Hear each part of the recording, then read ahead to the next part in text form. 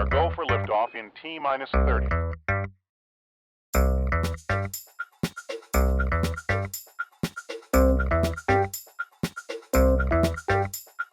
Please stand by.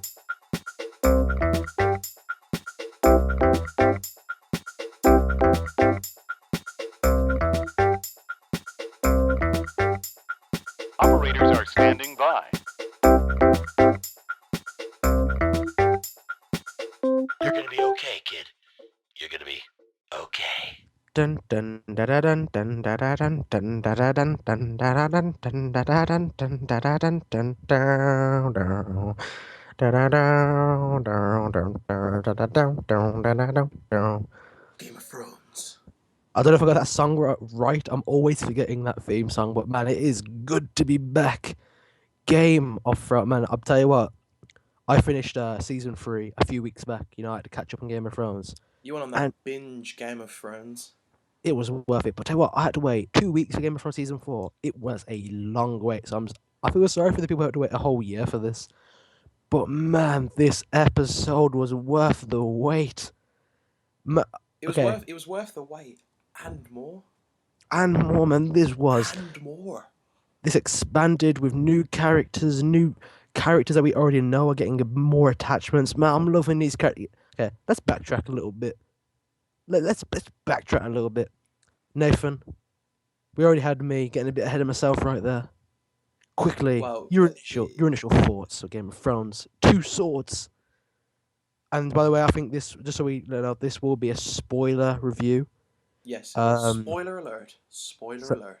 So say this is go watch the episode and come back and watch this later. You're not going to be listening to this or watching this if you haven't watched the episode. And if you haven't watched the episode yet, you either haven't watched 1, 2, and 3, or you just are just ignorant to the fact of good television that is coming at your eye sockets like fire from a dragon's mouth. That's how good this show is. And I'm getting passionate. You know what I mean? It's Game of Thrones. If you heard us in the Quiet Ones review, you felt the depression, but the atmosphere has lifted as we talk about Game of Thrones now. And man, we could talk about this all day. That's how good this show is. You know why that is, Nathan? Because after Breaking Bad finished, this became the best TV show on television. Okay, I haven't seen True Detective. I'm sorry. I know I'm like the one. Well, some people argue that it was already the best television show. Well, God. Ooh. I mean, I think it's a close call, but that's a different podcast. That's a different podcast completely. You heard it here first. Breaking Bad vs Game of Thrones. Well, that's coming up one day. It's interesting what you say about True Detective as well. But anyway, let's talk about Game of Thrones. Initial thoughts, man. This is one of the best premiere episodes ever. Easily. Like ever. I'm not just even talking about in Game of Thrones, the series. I'm talking about just generally. I know I'm going out there and saying it, but I was on the edge of my seat. I just kept on getting on the edge of my. I might as well just stayed on the edge of my seat. I don't know why I leant back. I just kept on. What? Man, this episode. I was honestly. You were just in the air. I was on a dragon. I was on the dragon. I mean, you was on that dragon that grabbed the lamb that was throwing that lamb around. You was the lamb. And I was glad to be the lamb as well. Man, okay. What was your initial thought? Man, my initial thought, this was some badass shit. This isn't Game of Thrones. This is Game of badass shit, man. Because I mean, it's one. I mean, each premiere of this show, season 1, 2, and 3, they're all great. I mean, they're great episodes. And after season 3, I mean, season 3 I think is the best season of Game of Thrones, and it had, one of my favorite finals to the season as well. Yeah. And we live in as the critics like to put it, we live in a post Robb Stark era. So we've lost quite a lot of characters in season 3. We lost everybody. We lost the Starks. So we have to set up new characters, and we have to establish the relationships that are already there. Yeah. Let's get into the beginning of the episode. We have a Tyrion, Tywin Lannister. Tywin. You got the Game of Thrones fans going crazy that you just mistook those Man, characters. I'm sorry. But they both begin with a T, so it can be forgiven because it's my excitement, man. Come on. Just put it down to the excitement. And they're all badasses. But yeah, you got Tywin Lannister burning the Ned He's burning Stark sword, the coolest thing. He's burning a sword called ice. and the Rains of Castamere is playing in the background. And it's giving me them emotions from the Red Wedding, and Anytime you I'm hear that just. song, you think someone's gonna get killed. But man, and I'm just thinking back to my main man Ned Stark, Sean Bean. Get Man, you killed knew in that guy was gonna. everything. Man, even his sword got killed, man. Sean Bean, man. If you're an object of Sean Bean, you're getting destroyed. That was touching though, because it took you back to that first episode, Mm, Winter is Coming in season 1, it did, yeah. where Ned, he delivers the king's justice by decapitating the one of the oh, shit, the Night's Watch's Yeah. they ran away and everything, Mm. and so to see Tywin, burn down ice to get that Valerian steel to make those 2 new swords. That was just and with that music playing in the background, and it's just he throws the wolf's pelt onto the fire as well. That was the defeat of the Starks there. That was another So symbol that of was the some Starks great losing. symbolism, Hmm. fantastic symbolism. I mean, it was horrible to watch, but what a great way to start off a season. And then bang, the opening credits. Hmm. And Great to see it back. it was, and also I love the little details of you had as it goes over the different parts of Westeros, it come to Winterfell, and that shit's up in smoke. It is, yeah, man. We still haven't even. I don't think we see one of them in this episode neither. No, we didn't. We didn't. Which But which was I like that. I like that we still have them characters that we don't know what they're doing right now. We don't know how they're doing, and it's great that we are one episode into Game of Thrones now, season 4, and there are still characters that I'm still wondering what's happening. Like my main man Greyjoy, Theon Greyjoy, oh yes, Greyjoy, where's he at, man? who's I now feel known for as that. Reek. The Dickless Greyjoy. That's what I call him. I call him Grey. I call him Grey Sadness. He is no joy. Theon No Joy. No, but I tell you what. People know Game of Thrones for its big moments. They're massive moments that this episode doesn't have. Okay, this episode doesn't have them big moments. It doesn't need to have them neither, because this is setting up what we're going to see for the rest of the season. Yeah. As far as Tyrion goes, Sansa, the whole Sansa dealing with the events of the Red Wedding, the Reigns of Castamere, and we get the introduction to a new character. Nathan, I know you were very excited Oh, about this character, so you take this one away. okay, this guy who, there's been a lot of kind of discussion before the season started about the Red Viper, Mhm. Oberyn Martell, There we go. Yeah. and man, I what a badass introduction. Seriously, like this guy is, with his wife in a brothel, and they're choosing a girl. He's choosing a girl for his wife to have, right? And he's going from girl to girl, and then they pick a girl who happens to be a contortionist. So that's a bonus for anyone that's going to a brothel, I guess. Man, And then I want that girl. flipping, the guy that's he's brought these whores, Oberyn just goes, "I want you."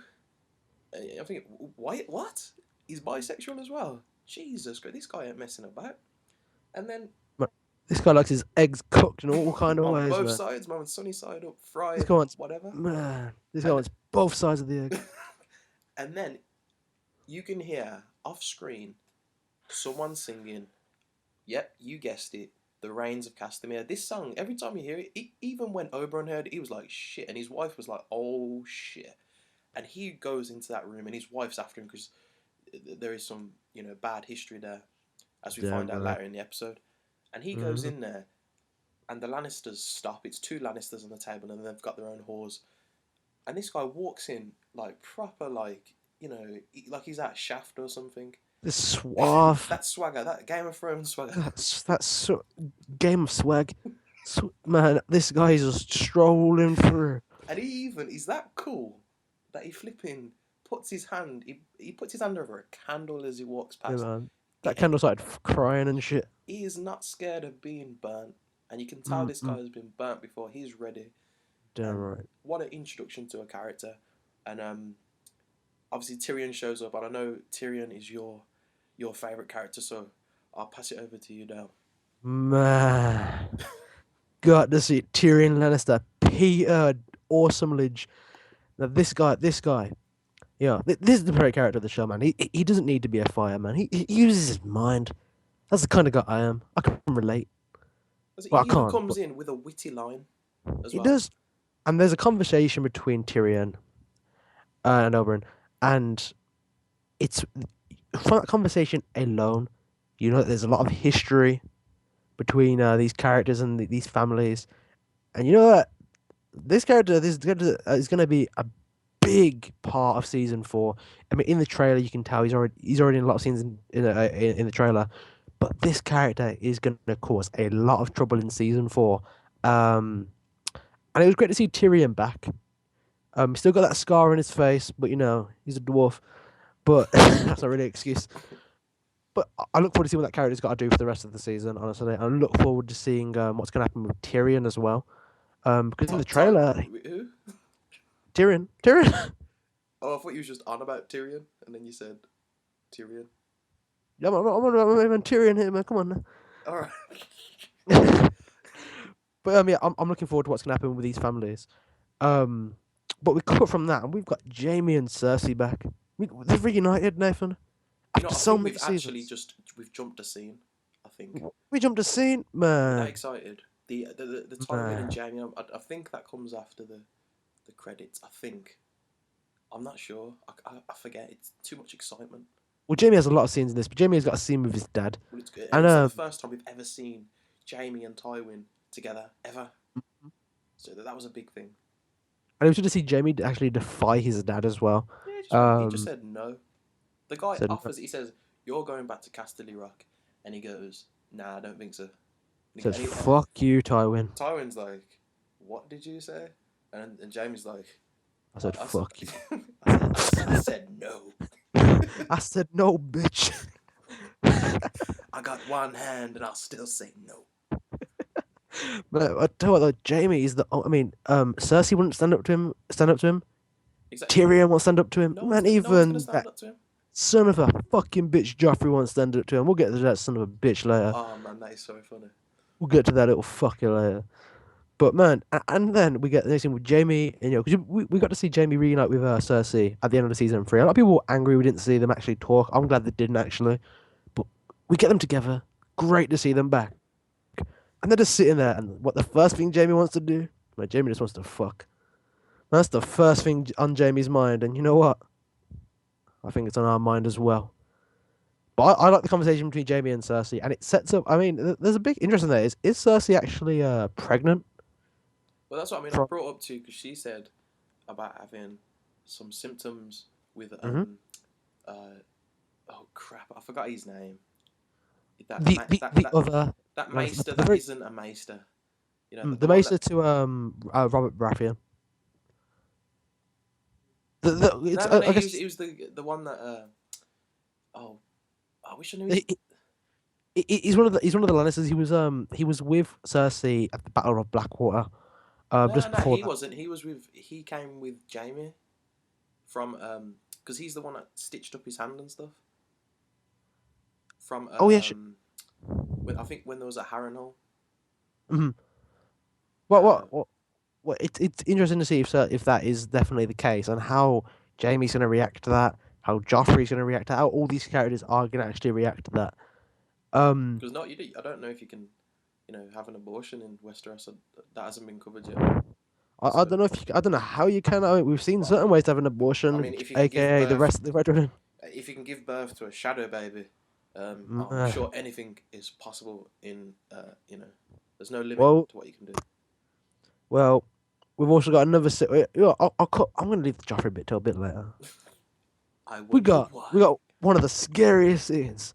Daenerys, my main girl Emilia Clarke, she's just sitting on that rock. Nothing special except there's a fucking dragon sitting next to her, and she's just petting this dragon like it's a domestic cat. This ain't no cat, bitch. And then she sees these two dragons. She sees two dragons. You said that like it was just random dragons. She just saw two dragons in the sky. Well, I wouldn't put it past Game of Thrones at this point. Random dragon in the sky. They've been gone for hundreds of years, and just two other dragons appear.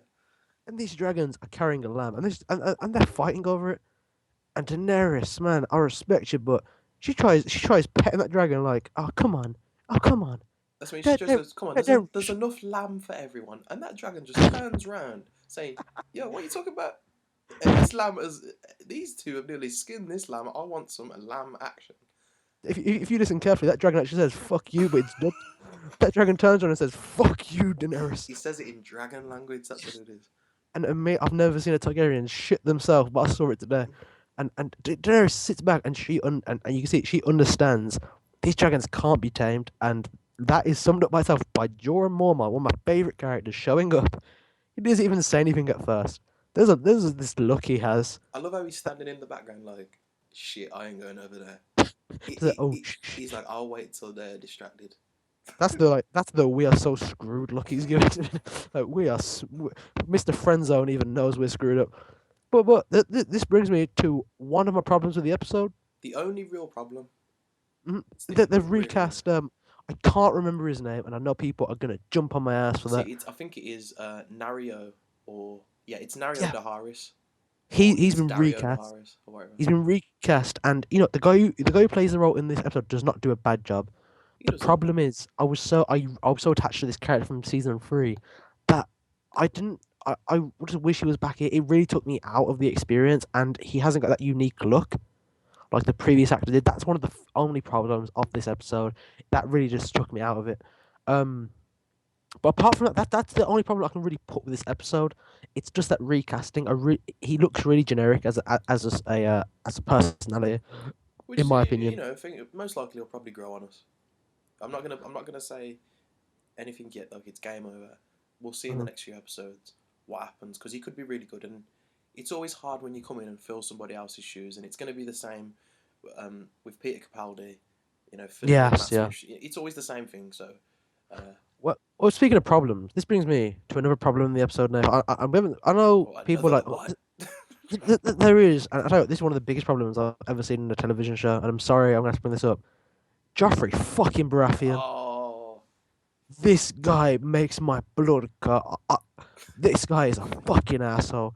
I, one I of the just don't. funniest moments in the show. This guy, and first, before we even see him, he decided to have a statue made of him, and he looks like a dick in the statue as well. His And statue's actually holding a crossbow, and his hair's longer, and he's got his hands on his hips. And they had the uh, cheek, and I thought this was brilliant. This was brilliant directing and editing to cut straight to the real life Joffrey in the same. Well, he was kind of in the same pose. real life asshole. Oh man, And this guy isn't at first. This guy isn't even Joffrey isn't even talking. He's just flicking through a book, and the way he's flicking them pages is making me get pissed off. This guy can't even flick a page without me getting pissed off at him. And you know what the good thing is? I can't. I don't know. I don't know. I haven't read the books. I don't know, but I'm waiting for that moment. I'm waiting for a moment where Joffrey gets a blade stuck through his stomach because I can't stand this guy. I hate this there's character gonna be more than like I. a universal cheer. It really I'm is. I'm gonna applaud it, but I'll say this much: that's credit to Jack Gleeson, the actor. Such a brilliant performance as Joffrey Baratheon It's brilliant. or Joffrey Lannister, whatever you really call him. Great performance, and it actually is gonna be pretty bittersweet when if and when he ever does go. Yeah. But at the same time, I can't wait for that asshole to bite the dust, man. It's sad to think this guy was around longer than Robb Stark. That that hurts. And this guy was around longer than Khal Drogo. This little shit, this guy lasted longer. Well, it's always the bad ones, isn't it? As they say in one of the episodes in season 3, I think it's Sansa. She says something like, you know, it's always the bad ones Yeah. that survive. No, it's in Blackwater. Sorry, I'm sure it's in Blackwater where she says something like, "No, it's always the bad ones that come back." So I'm Mhm. paraphrasing, but it's something along those lines. Well, the two other scenes we've got to talk about. We got Jon Snow back, Kit Harington. People, Oh, brilliant in scene. Pompeii. He's gonna be in Pompeii in May. He's starting his movie career. the watered Jon down Game Snow. of Thrones. Yeah, man. You know nothing about your acting career, character, and this is what you want to be, man. Jon Snow.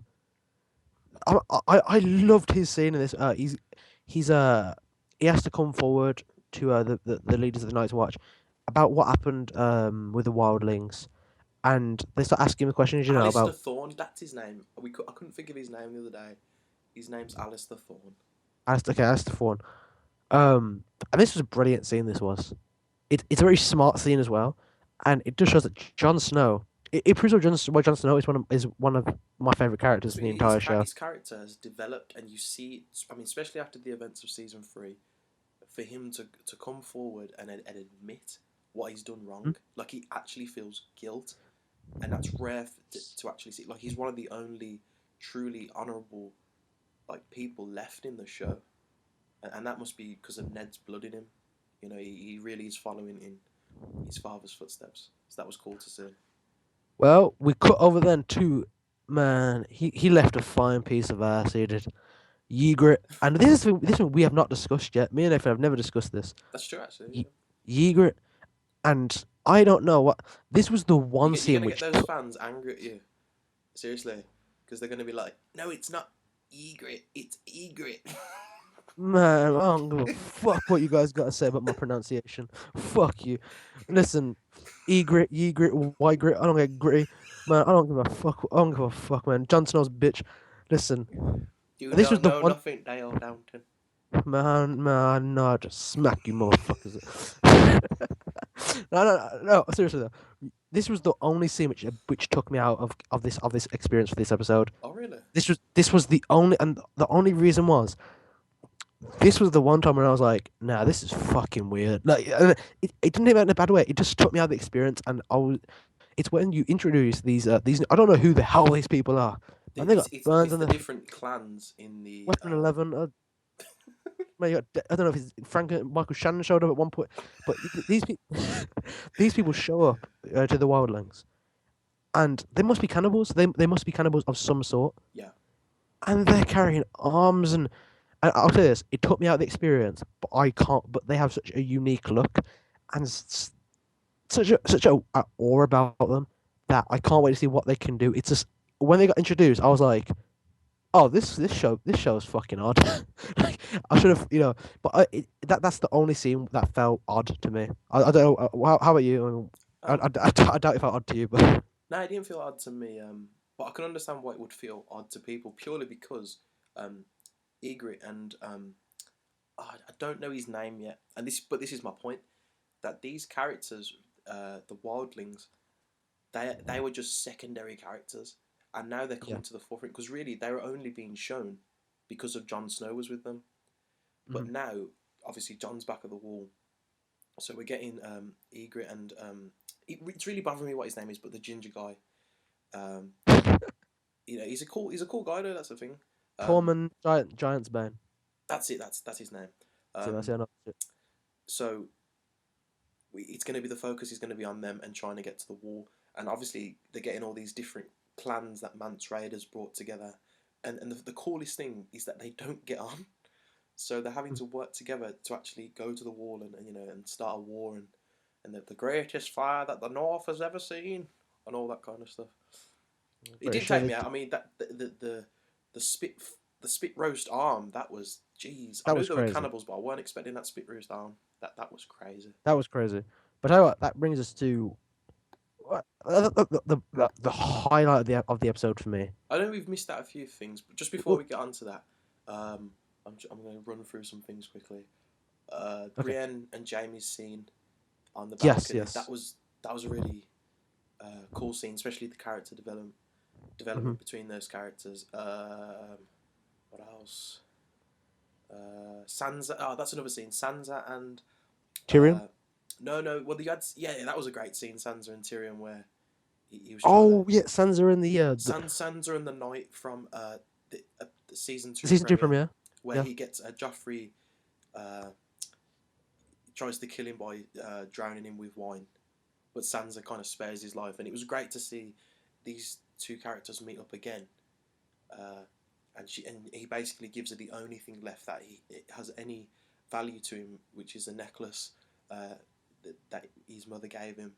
And beautiful scene that. It was, and it was cool because now I'm thinking about it, that was a small little victory for Sansa. Yeah. And it was first time really that she smiled, and it wasn't forced. It was a genuine It, smile. she was generally kind of, there was some joy that bring had come back to her life. I'm trying to think what other scenes. I think that's more or less it. I know we're probably most likely forgetting soon, but anyway, let's move on to Ah, the I think without a doubt is the best part of the episode, and it's one of the funniest moments from the whole season, in my personal opinion, mm-hmm. is Arya and the Hound and getting Needle back. That man, that was This such was a joy. badass. It This really is the was. part which had me on the edge of my seat the most. Yeah, exactly. I mean, the rest of the episode, I had a big smile on my face, but this was the part where I was, man, I wasn't even on a seat, man. The seat was on me, and I'm watching this scene, and first off, Arya and the Hound, such a clever pairing, because They're just a comedy duo. They really are. it is, and Arya is kind of leading the Hound at this point more than the Hound's leading her, and the Hound is really the muscle, whereas Arya is kind of, I mean, Arya's kind of getting a bit of that offense Arya's thing. turning into some kind of She's a ninja. badass. She is. I'm And sure she's going to turn into an assassin. Like, I've got this feeling that she is. we come into this bar, and we have I forgot his name. Well, it was In the. season, he It, took the needle from Arya. The yeah, character took the needle from Arya. he took it from Arya, and he killed one of Arya's friends. What was his name? Lemmy. Was it Lemmy? Yes, yeah, that's it. And he stuck the needle through Lemmy's throat, Man, and better way to go. it was a really horrible death, and Lemmy was choking on his own blood. And so yeah, they go. Sorry, carry on. They were going into the bar. They go into this bar. Yeah, a hound and a kid walk into a bar. No, they walk into this bar, and this guy doesn't recognize Arya. Arya's kind of relieved that they sit down, and this arrogant son of a bitch walks over, and he's like, hey, you know, not exactly like that. And you can already He tell made it sound like Sylvester Stallone. Just come over to the table. Hey, how you doing, man? oh, he was in the background somewhere, but the hound is, and you can tell this scene's tense from the get go. The hound is not in the mood for games. He just wants his chicken, man. Like he's hungry. This is yeah, man, and he's just like, I want my chicken, and He looks like and you can it's see, like they'd come into KFC, but the Westeros old time medieval KFC, yeah, and he's waiting for that chicken, and it doesn't look like they got any chicken. mm-hmm. And you know, this scene, it was so tense, and you just knew what it was leading to, and you were waiting for one person to draw their sword, and then it happens. But first, we had one of the most famous lines: fuck your king." Yeah, And I was like, no, I got it wrong. king. No. Yeah, you did get it wrong. Fuck the king. Fuck the guy who failed to say that quote right. No, but look, and then we get this fight, and we see the hound go down. He doesn't die, obviously he doesn't die, but we see him go down. We see a bit of weakness. That's rare to see from the hound, but Arya actually saves the hound. She does, and This the is cool thing, she's this is waiting rare. for that right moment to get back the sword, to get back Needle. She says the same thing that he said to Lenny. I mean, sorry, but if you're gonna have that revenge kill, you Mhm. you gotta have some style to it. And what a line to take back that to use the guy's own words against him and then kill him with As he with realizes. Needle. Yeah, exactly, and he realizes at that moment, and she kills him the same way that he kills Lemmy. And But did you notice that Arya seemed to take pleasure in that? of course, she took this girl's lost. No, Her this family's dead. this wasn't the like this wasn't the oh yeah I got revenge. This was like the I'm enjoying this kind of kill. And Arya is gonna throughout this season. Arya is gonna be a different person. I mean, she's already a different Stark than she was when we first saw her, but Definitely. Arya's gonna be a badass. And I have a prediction of what's gonna happen. I have a feeling the Hound's gonna go this season. That's my theory, and it will happen after Arya. That'll be a sad day. I Very could so. predict who's going to go right now, but I know I'm going to then comment saying you're right on this one, you're right on this one, you're wrong on this one, and then I'm going to be like, well, fuck you, man. Yeah, let's But just say, just before, don't put any spoiler comments if you've read the books in the comment section, Mhm. because it just isn't fair.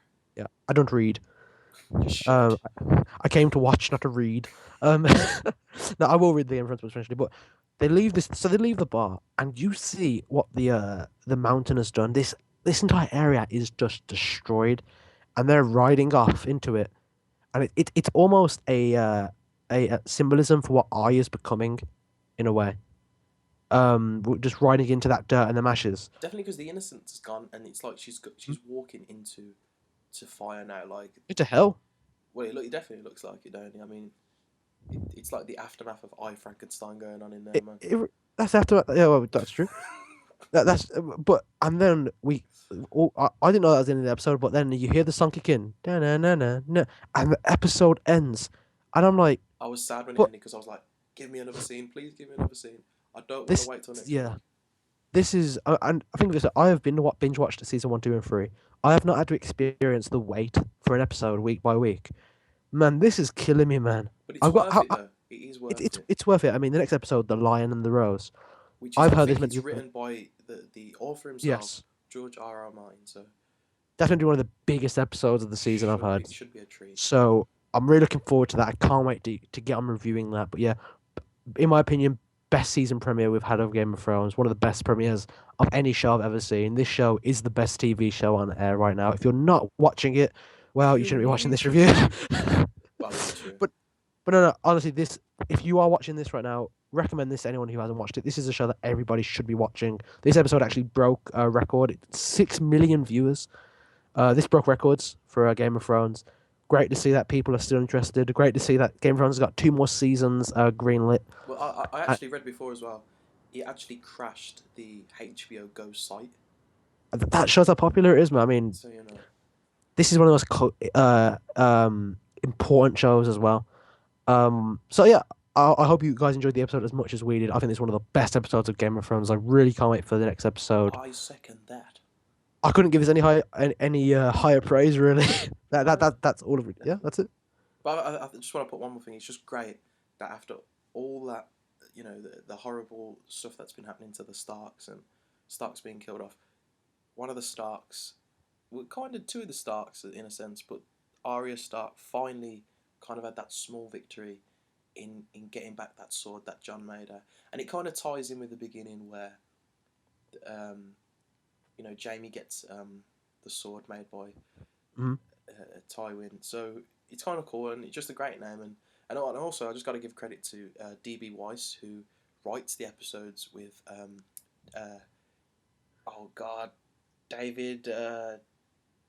oh no, that's bad. I forgot his name. David Benioff. David Benioff. That's it. Thank you for saving me there. And he directed the episode, and I gotta say I think that's the first. It is. No, David Benioff's directed one last season, and D.B. Weiss, he did a fantastic job. I gotta say. These guys have run. They're great showrunners. Yep. I mean, I don't think anyone else really could be in charge of the show at this point. Yeah, but I can't wait for next episode. I gotta wait a few more days now. By the time people do watch this, though, I will be watching episode 2. So, rest assured, my life is okay. Yeah, and we'll be getting episode 2 up as soon as possible. We'll be reviewing it after. Well, we'll be getting it up as soon as we can, basically. So, look out for that. Once more with feeling.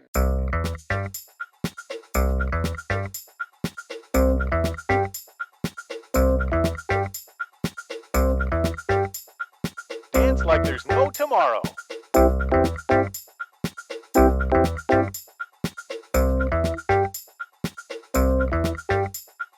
Really, really good.